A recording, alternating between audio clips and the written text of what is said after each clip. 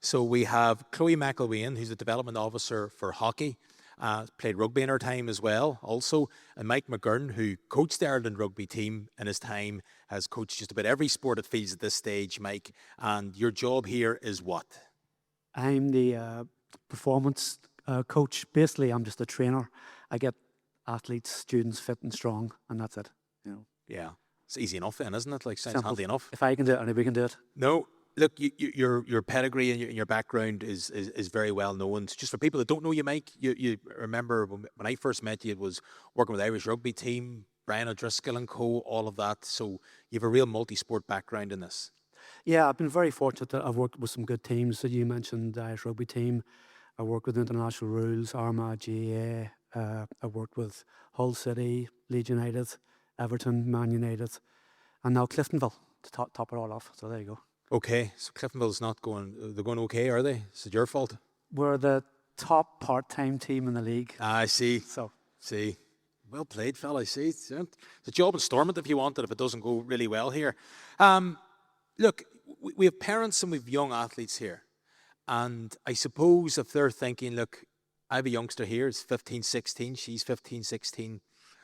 It's a hobby to get to somewhere else. But sport is kind of serious now, and it just feels like, in my sense, in sports journalism, it's becoming even more serious, more demanding. What are we asking of our young people, and what should parents be looking out for if they're going to go beyond level into somewhere like a university? Because it's a big thing. Yeah, I think the biggest thing is keeping your children involved in sport, so they have to enjoy it. That's the first thing, and that's what Queen's brings.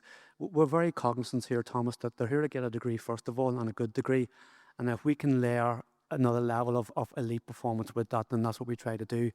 And I think that's been sort of bookmarked by, like, Rachel McCann's gone to the Olympics, Conan Posner has rowed at the World Games. We have levels at international level, we have national level players. Conor Turber played on Sunday, Armagh against Tyrone.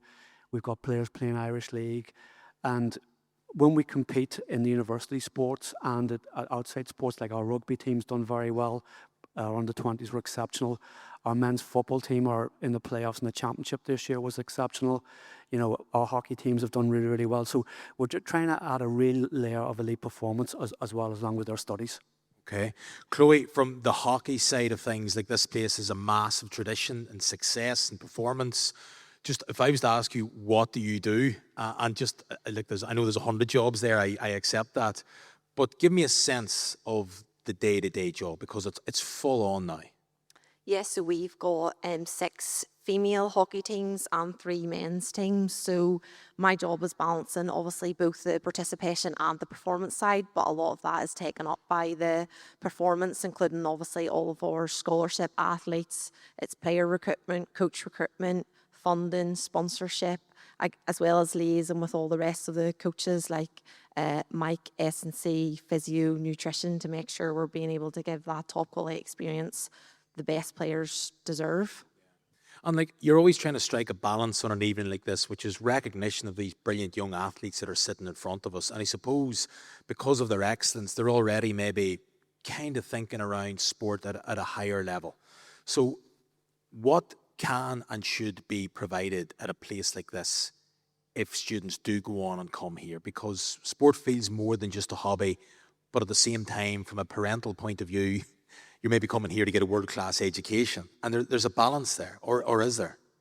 Yeah, well, I guess that's probably our job, to make sure that the students are maintaining that balance. So in terms of the academy and sports scholarships here at Queen's, all of the students have to maintain at least a 2-1 standard. So, it's really important that they are definitely maintaining both on and off the pitch. I guess a massive part of sport now is becoming the well-being and that side of it all as well. And a massive part of what is provided for the students at Queen's is also the sports psychology element. And I think particularly in hockey, that's a big avenue that hasn't been explored, and a lot of the students are able to use that and lean on Hugh, who we have here, to be able to benefit them, going forward on their career, obviously outside of Queen's as well.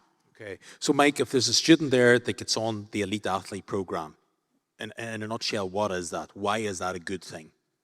The Elite Athlete Programme covers all their needs for sport and success. They'll get strength and conditioning, they'll get mentoring, they'll get physiotherapy from Kingsbridge, they'll get looked after with academic flexibility if they're struggling with deadlines. There's people to speak to get them through difficult patches. And we have a bespoke nutritionist that will speak to them one-on-one. So they get a lot of dedicated bespoke work. They have to pay for that? Forgive me for being so rude. No, it's a bit like the American scholarship system. Once you're on the programme, everything's covered in that respect. So it's a real sort of caveat of assistance and facilitation to allow the athlete to study hard, get good grades, train hard, and more importantly, perform very well. Right, so your background is working across loads of different sports. What do you find is the difference between people that are best placed to make it and those that don't? Desire. It's one thing, desire. You have to want it. We will give you every tool in the toolbox to help you get to the top. But if you really want it, and I mean, don't just say it, if you really want it and you live it, you will get there eventually. I would sort of recommend anybody out there, never give up on your dreams and never give up until you get what you want, because if you keep pushing and you keep trying and you never give up, you'll eventually get there. Like, what is desire? What is it in your mind? What is that word? It's a need, that's something that you want so bad that you would literally cut your hand off to get it. You know, and if somebody said, okay, you can't play this weekend because you got a broken finger, we'll cut the finger off and I'll play. That's desire. Well, that's the worst sales pitch in the world for sending your kids to Queen's, it has to be said. But, you know, if you don't want them to have a right hand, maybe this is the place for you. But no, I get what you're saying. And you see, even when I asked you that question, you just sort of sat up and the eyes started dancing and it was talking your language. And I think it is like really nice for people to actually hear that it is a level above. And when that comes to your door, is it the same thing? Is it that word desire? Because it sounds like the other bits and pieces are in place. As long as they don't cut off a hand, because they definitely need two to hold a hockey stick. Yeah, I think Mike's right.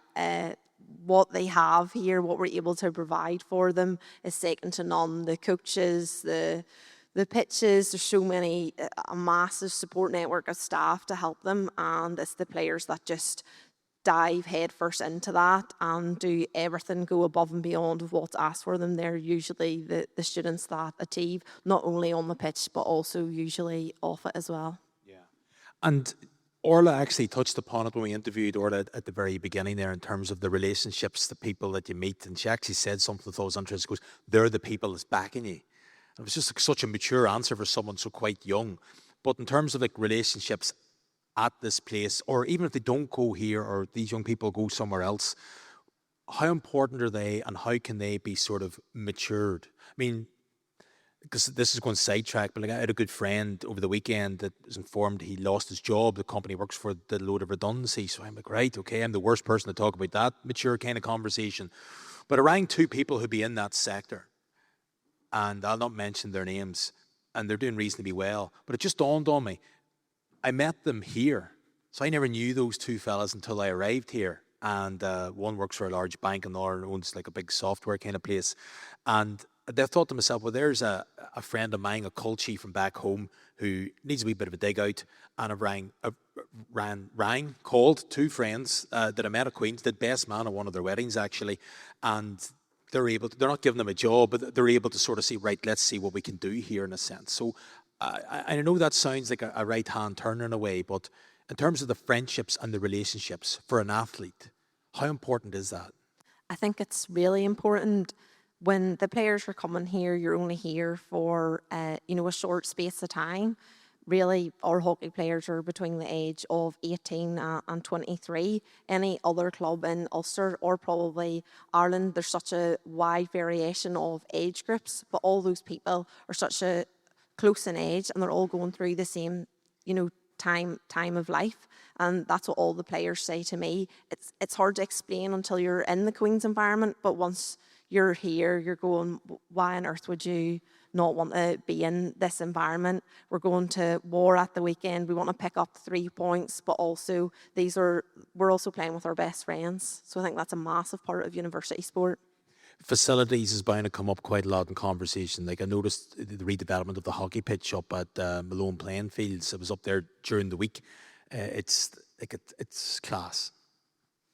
Yeah, I think our players are probably slightly spoiled that they don't realise how good they've got it. But yeah, our water-based pitch is one of the best in Ireland, and you know, probably lucky that even our second 11s are training on that on a weekly basis. That just in terms of even, you know, ball speed, and again, because we're such a young team, that, you know, type of style of play suits us as well, and that's probably where we're able to attack well, and training on that pitch obviously does make a difference. Okay. Is there somebody lined up to do your job if you're going to go off and have a kid now, out of curiosity? I'm not sure, that's somebody else's problem, not mine. You're doing the talking here for somebody else to do the work. Brilliant. Listen, good luck with everything. Actually, that's absolutely fabulous news, and I've known you for a long time as well. You're doing unbelievable work here. If there's a piece of advice, Mike, and you've been around a few corners in terms of different sports, but particularly for the young people here, just to wrap it up, what would you advise them to make them better?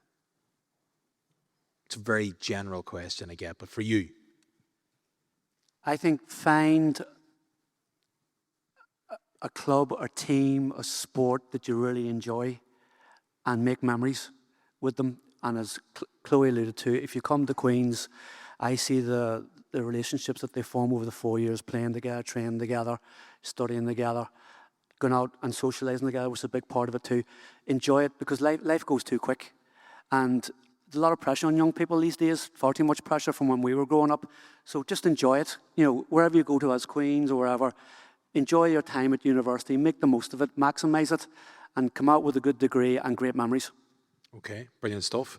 That's fabulous. Mike and Chloe, thank you very much indeed. Ladies and gentlemen, could I have a round of applause, please?